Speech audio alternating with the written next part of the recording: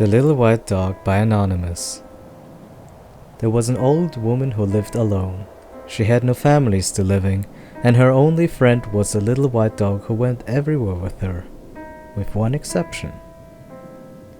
The dog loved the fireplace in winter, and after the old woman went to bed, he would sometimes go and lie in front of the warm coals. Usually, though, the dog lay on a rug right next to the bed.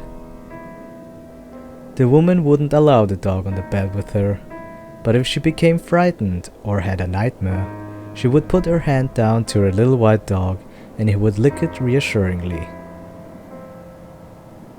One night, she was reading the newspaper just before going to sleep. She shivered and pulled the duvet up around her as she read that a mental patient had wandered off from a nearby hospital. No one knew if the patient was dangerous or not, but he was a suspect in the murders of several women who lived alone. The woman turned out the lights and tried to sleep, but she was frightened and tossed and turned fitfully.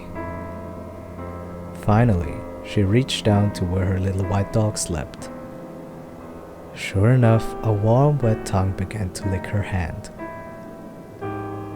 The woman felt reassured and safe and left her hand dangling off the side of the bed.